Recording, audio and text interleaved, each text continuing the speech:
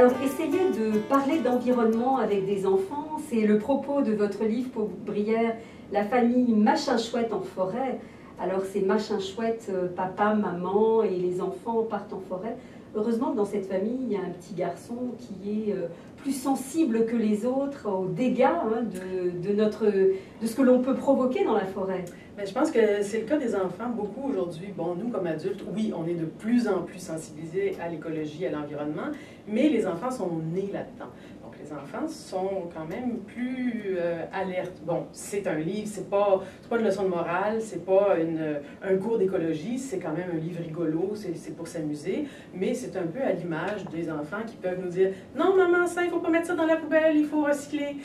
Ça va dans le recyclage. » Donc, c'est un peu le principe. Le petit gars machin chouette, il regarde toute sa famille marcher en forêt et abandonner un papier de bonbons. La couche du bébé. Même la couche du bébé, exactement. Ça, c'est un peu exagéré, mais c'est pas grave. Donc, il se pose toujours la question, ouais, parce que tout le monde a toujours une bonne raison pour polluer. Pourquoi vous utilisez votre voiture pour aller acheter du lait au coin de la rue? Ben, parce que je me suis fait mal aux pieds, ou parce que, il y a toujours mille raisons. Mais lui dit, ah, oui, mais quand même, ça pollue, me semble. Ah, quand même, ça pollue. Et à la fin, ben, quand même ça pollue, oui, on se rend compte que ça fait la dernière image, temps. oui, de la forêt envahie de tous les restes, tout d'un coup sensibilise toute la famille. Là. Voilà, et là, pas le choix, il faut faire le ménage. Alors, Paul parlait donc de sujets aussi, c'est parce que c'est difficile de parler de l'environnement à des enfants qui débutent leur apprentissage de la lecture, puisque donc ce livre, La famille machin chouette en forêt, s'inscrit dans la collection Cheval masqué et dans le premier niveau de lecture qui est le haut pas, donc minimum de mots.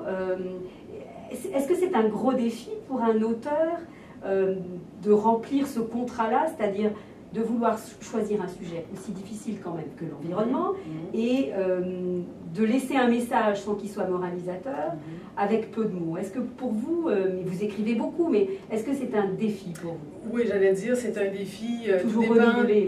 Chaque auteur, pour moi, ça serait un beaucoup plus gros défi de faire un roman de 350 pages.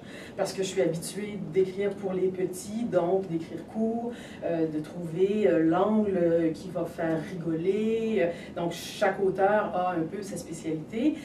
Dans ce cas-là, je dirais que, bon, peut-être ce qui a été un peu difficile, justement, c'est de trouver l'angle qui ne soit pas moralisateur.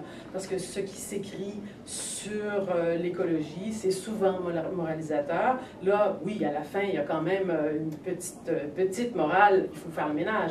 Mais c'est un angle, je pense que maintenant, les enfants sont sensibilisés de plus en plus à l'écologie et d'adopter l'idée de on lance des choses, c'est vraiment le premier niveau de l'écologie. C'est vraiment très facile et du coup, étant donné que c'est très facile et qu'un enfant de 5 ans peut comprendre ça, ben, on peut rendre ça amusant. Si on parlait de marée noire, de pollution par les voitures, etc., ça serait un peu plus difficile parce qu'il y aurait des notions techniques à passer. Et là, jeter un papier dans la rue, ben, tout le monde comprend là. Ou dans la forêt, c'est quand même assez simple. Donc, étant donné que le sujet, la dimension technique est simple, j'ai pu me consacrer plus à ce qui était amusant autour, à construire des personnages qui sont rigolos, des choses comme ça, je pense. Et alors, en vous entendant, puis en voyant aussi les autres ouvrages que vous avez publiés, le mot amusant, le mot humour revient souvent. On le sait, Paul Brière, pour vous, la lecture, c'est un plaisir, c'est un bonheur. Donc comment, et aussi l'humour des enfants n'est pas toujours le même que celui d'humour des adultes. Comment est-ce que vous arrivez à cerner ce qui va faire sourire, faire rire un enfant? Est-ce que vous êtes si enfantine que ça encore? Ben, j'espère que j'ai gardé mon cœur d'enfant, mais je pense que ça vient avec l'expérience. Si j'ai gardé mon cœur d'enfant, j'ai quand même acquis des cheveux gris. Et derrière ces cheveux gris, il y a l'expérience. Voilà, il y a mes enfants, il y a mes petits-enfants, il y a l'époque où j'allais à la garderie, à l'école, à la bibliothèque. J'ai côtoyé tellement d'enfants, j'en ai peut-être un peu moins autour de moi, quoique j'ai des petits-enfants, mais qui sont plus jeunes que cet âge-là. Mais je pense qu'à la longue, on finit par développer ce sens-là. On espère en tout cas qu'on le garde.